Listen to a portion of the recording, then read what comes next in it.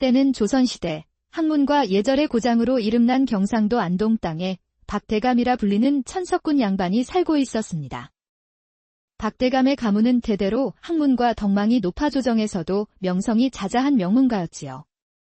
그의 증조부는 대제학을 지냈고 조부는 대사성이었으며 부친은 이조참의에 이르렀으니 가히 명문 중의 명문이었습니다. 박대감 자신도 젊은 시절 문과에 급제하여 높은 벼슬에 올랐으나 복잡한 당쟁을 피해 스스로 벼슬을 내려놓고 고향 안동으로 돌아와 학문에만 정진하고 있었습니다. 6척이 넘는 장대한 체구, 각진 얼굴에 짙은 눈썹과 우뚝 솟은 콧날은 그의 강직한 성품을 보여주는 듯 했습니다. 특히 가슴까지 내려오는 길고 검은 수염을 매일 아침 찬비드로 정갈하게 빗는 것으로 그의 하루는 시작되었지요. 이 고고한 가문에는 한 가지 애틋한 사연이 있었으니 바로 3대째 외아들만 태어난다는 것이었습니다.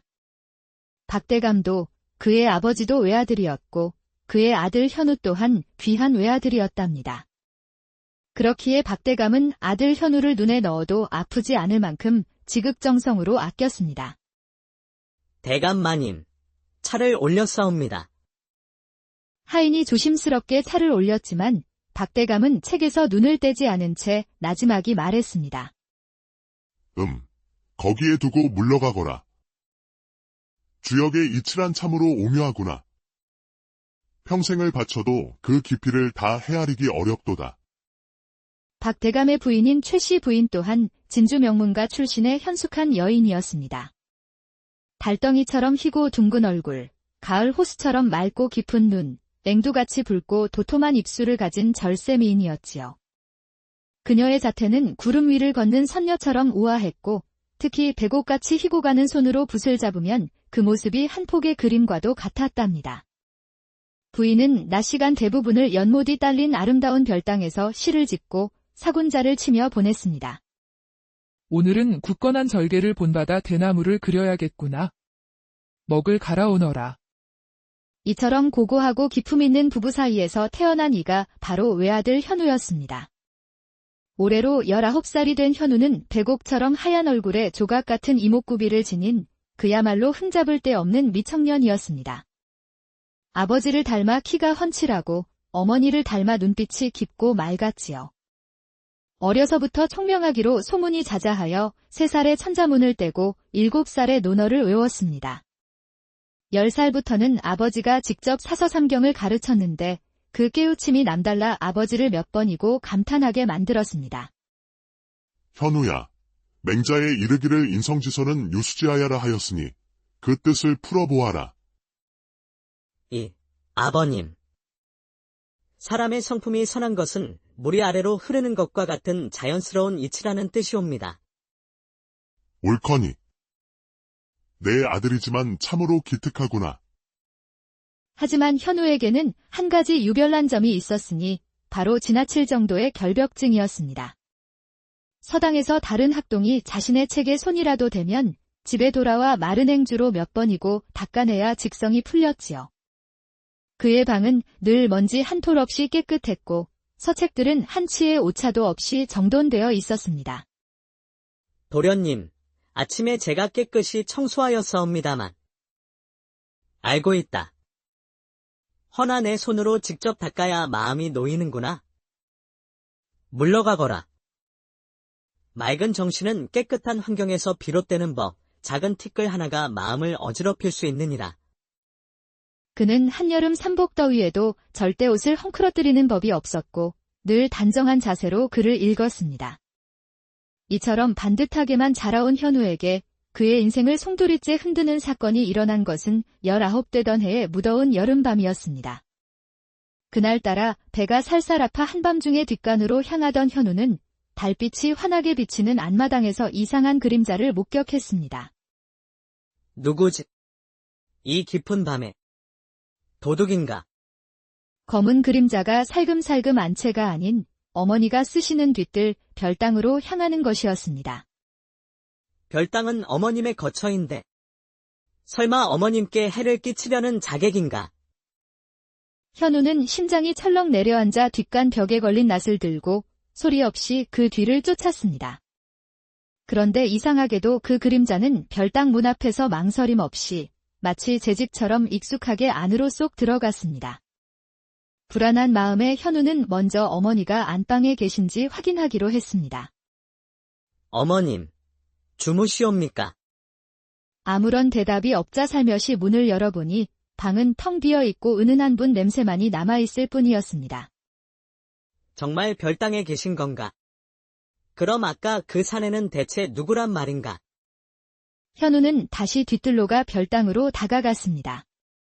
희미한 촛불이 새어나오는 방 안에서 나지막한 목소리가 들려왔습니다. 부인, 불을 끄지 마시오. 달빛 아래 당신 모습이 오늘따라 유난히 더 곱구려. 그 목소리는 놀랍게도 아버지 박대감의 목소리였습니다. 어머, 영감도 참 부끄럽습니다. 혼인한 지 20년이 넘었는데도 이어서 들려온 것은 분명 어머니의 목소리였습니다. 현우는 숨이 멎는 것 같았지요. 평소에는 갑방을 쓰시며 서로에게 깍듯하기만 하던 부모님께서 한밤중 별당에서 은밀히 만나시다니. 참을 수 없는 호기심에 현우는 옆에 있던 절구통을 딛고 올라가 살짝 열린 봉창으로 안을 엿보았습니다. 이럴 수가. 그토록 근엄하시던 아버지가, 그토록 정숙하시던 어머니가 갓 혼인한 신혼부부처럼 서로를 뜨겁게 껴안고 있었습니다. 낮에는 체면 때문에 짐짓 무심한 척했지만 밤이 되면 이리 부인이 그리워 견딜 수가 없구려. 호호, 영감도 참 이 나이에 무슨 나이가 무슨 상관이요. 부인을 향한 내 마음은 젊은 시절 그대로인 것을. 현우는 봉창에서 눈을 뗄 수 없었습니다. 이어지는 광경은 그에게 너무나 큰 충격이었습니다. 그는 비틀거리며 자기 방으로 돌아왔지만 머릿속은 하얗게 비어버린 듯 아무 생각도 나지 않았습니다. 저것이 대체 무슨 모습이란 말인가? 세상에서 가장 고결하신 나의 아버님, 어머님께서 어찌하여 짐승들처럼 밤새 한숨도 자지 못한 채 새벽녘에야 겨우 잠이 들었을 때 어머니의 목소리가 들려왔습니다. 현우야, 일어나거라. 어서 아침 먹고 서당에 가야지. 문을 열고 들어온 어머니는 간밤의 모습은 온데간데 없이 평소처럼 단정하고 기품 있는 모습이었습니다. 어머니, 현우는 차마 어머니의 얼굴을 제대로 쳐다볼 수가 없었습니다. 간밤의 일이 자꾸만 겹쳐 보였기 때문입니다. 왜 그러니? 어디 안색이 좋지 않구나. 아닙니다. 잠이 덜 깬 모양입니다. 현우는 아버지께 문안 인사도 드리지 못한 채 허둥지둥 집을 나섰습니다. 서당에 도착해 책을 펼쳤지만 글자 한자도 눈에 들어오지 않았습니다. 이복의 현우, 오늘따라 왜 이리 넋이 나간 사람 같은가? 무슨 일이라도 있는 겐가? 아닐세. 그저 조금 피곤할 뿐이야. 그날 이후 현우는 자신이 믿어왔던 세상이 무너지는 듯한 혼란에 빠졌습니다. 며칠 뒤 또 다른 충격적인 사건이 그를 기다리고 있었습니다. 그날 밤 현우는 경전의 한 구절이 이해가 되지 않아 스승인 김훈장을 찾아가기로 마음먹었습니다. 마침 보름달이 환하게 뜬 밤이라 그는 찐 옥수수 몇 개를 싸들고 서당으로 향했습니다. 그런데 서당에 거의 다다랐을 때 훈장님의 방에서 웬 낯선 여인의 목소리가 들려왔습니다. 훈장님, 이 밤중에 훈장님 방에 웬 여인의 목소리가. 현우는 숨을 죽이고 장독대 뒤에 몸을 숨긴 채 살짝 열린 방문 틈으로 안을 엿보았습니다. 촛불 아래 두 개의 그림자가 하나로 겹쳐져 움직이고 있었습니다. 정령일이 와주었구려. 보름 만에 보니 더욱 애틋하오. 저도 훈장님이 보고 싶어 견딜 수가 없었답니다. 현우는 눈을 의심했습니다. 세상에서 가장 엄하고 근엄하던 스승 김훈장님이 한 여인과 몸을 섞고 있었습니다. 한참 후 여인이 방에서 나왔고 달빛에 비친 얼굴은 바로 이웃에 사는 젊은 과부, 이 과부였습니다. 그럼 다음 보름에 또 찾아뵙겠습니다. 훈장님. 조심해서 돌아가시오. 현우는 손에 들고 있던 옥수수 자루를 떨어뜨릴 뻔했습니다. 스승님마저 혼인한 사이도 아니신데 어찌 이런 부정한. 그는 터덜터덜 집으로 돌아왔습니다. 머릿속이 뒤죽박죽이 되어버렸습니다. 어른들은 모두 이런 것인가?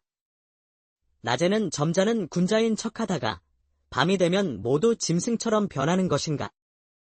이토록 더럽고 위선적인 세상이라면 내가 배운 성현의 가르침은 다 무엇이란 말인가? 며칠 후 박 대감의 집은 발칵 뒤집혔습니다. 현우가 사라진 것입니다.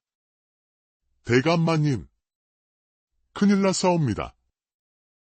도련님께서 보이지 않으십니다.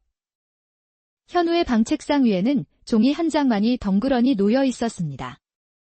소자, 진정한 깨달음을 찾아 떠나오니 부디 찾지 마시옵소서. 아이고, 내 아들아. 현우야. 대체 이게 무슨 말이냐? 그 시각, 현우는 스스로 머리를 깎고 깊은 산속의 작은 암자로 들어가고 있었습니다. 그를 맞이한 것은 해안 스님이라 불리는 인자한 미소를 띤 노승이었습니다. 젊은이는 어찌하여 이 깊은 산중까지 찾아왔는고. 저는 속세의 더러움을 벗고 진정한 깨달음을 얻고 싶습니다. 스님, 저를 거두어 주십시오. 깨달음이라. 좋다. 당분간 이곳에 머물며 마음을 닦아보거라. 현우는 정념이라는 법명을 받고 스님이 되었습니다. 깨끗한 생각이라는 뜻이었지요. 그는 새벽 예불과 청소, 참선으로 이어지는 암자의 단순하고 깨끗한 생활에 큰 만족을 느꼈습니다. 정념. 그대는 유난히 청소를 좋아하는구나. 예, 스님. 깨끗한 곳에 맑은 마음이 깃든다고 믿사옵니다. 그것도 좋은 수행이다. 허나 깨끗함에 대한 집착 또한 번뇌의 시작이 될 수 있음을 잊지 말거라. 그렇게 한 달쯤 지났을 무렵 암자의 한 여인이 찾아왔습니다. 스님, 죽은 남편의 극락왕생을 비는 백일 기도를 드리러 왔습니다. 하얀 소복을 입은 젊은 과부였습니다. 그날부터 여인은 밤낮으로 법당에서 영부를 외웠습니다. 그러던 어느 깊은 밤, 잠이 오지 않아 밖을 거닐던 정념은 아직도 법당에 불이 켜져 있는 것을 보았습니다. 그런데 법당 안에서 여인의 간절한 목소리와 함께 이상한 기척이 느껴졌습니다. 정념은 홀린 듯 다가가 문틈으로 안을 들여다보고는 그 자리에 얼어붙고 말았습니다. 자비로운 부처님 불상 바로 앞에서 해안 스님과 그 여인이 속세의 부부처럼 하나가 되어 있었습니다. 나무아미타불. 보살, 내가 큰 죄를 짓는구려. 아니옵니다. 스님, 저 또한 스님을 연모했사옵니다. 정념은 그 자리에 주저앉고 말았습니다. 세상에서 가장 청정해야 할 공간에서 가장 존경하던 스님마저도 이럴 수가. 출가한 스님마저 부처님 앞에. 그는 비틀거리며 방으로 돌아와 멍하니 앉아 있었습니다. 그때 갑자기 무언가 깨달은 듯 그의 얼굴에 옅은 미소가 번졌습니다. 그렇구나. 이제야 알겠다. 더러운 것이 아니었어. 그것이 바로 사람이었구나. 다음 날 새벽, 정념은 승복을 벗고 속세의 옷으로 갈아입은 뒤 조용히 암자를 떠났습니다. 집으로 돌아가는 그의 발걸음은 더 이상 혼란스럽지 않았습니다. 인간의 욕망은 억누르려 할수록 더 커지는 것, 그것을 인정하고 자연스럽게 받아들이는 것이 진짜 깨달음이 아닐까. 그가 대문 앞에 섰을 때 온 집안이 발칵 뒤집혔습니다. 도련님께서 돌아오셨습니다. 현우야. 내 아들아, 내가 정말 맞느냐? 어머니는 아들을 부둥켜 안고 눈물을 흘렸습니다. 어머님, 아버님, 소자, 불효를 저질렀습니다. 용서하여 주시옵소서. 돌아왔으면 됐다. 대체 어디서 무엇을 하다 이제야 돌아온 것이냐? 그저 세상을 조금 둘러보고 싶었을 뿐입니다. 그해 가을, 현우는 안동 김씨 가문의 아리따운 처녀 윤소희와 혼례를 올렸습니다. 첫날 밤, 붉은 화롯을 입은 신부 앞에서 현우는 잠시 망설였습니다. 서방님, 왜 그러시옵니까? 아무것도 아니요. 그저 부인이 너무나 아름다워서 그렇소. 현우는 조심스럽게 신부의 손을 잡았습니다. 그날 밤, 그는 비로소 진정한 어른이 되었습니다. 부모님이 별당에서 나누시던 그 깊은 정을, 스승과 스님이 보였던 인간적인 모습을 이제야 온전히 이해할 수 있게 된 것입니다. 부부의 정이란 결코 부끄럽거나 더러운 것이 아니라 지극히 자연스럽고 아름다운 것임을 깨달았습니다. 이듬해 현우는 늠름한 아들을 낳았습니다. 아들을 안고 있는 현우를 보며 박대감이 흐뭇하게 말했습니다. 이제야 내가 진짜 어른이 되었구나. 아버님. 이제야 아버님의 마음을 조금은 알 것 같습니다. 세월이 흘러 현우도 아버지처럼 수염이 가슴까지 내려오는 노인이 되었습니다. 손자가 태어나던 날, 그는 자신의 아들을 불러 조용히 말했습니다. 얘야, 나중에 내 아들이 혹 세상을 등지고 방황하더라도 너무 걱정하지 말 거라. 아버님, 그것이 무슨 말씀이시온지요? 누구나 한 번쯤은 어른들의 세상이 위선적이라 느끼며 혼란을 겪는 법이다.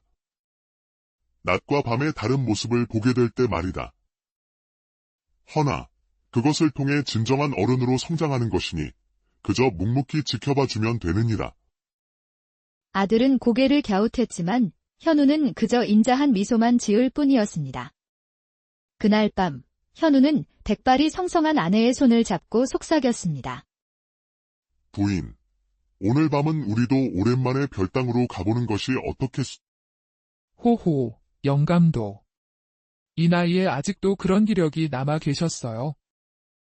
허. 밤이 되면 없던 기력도 솟아나는 법이라오.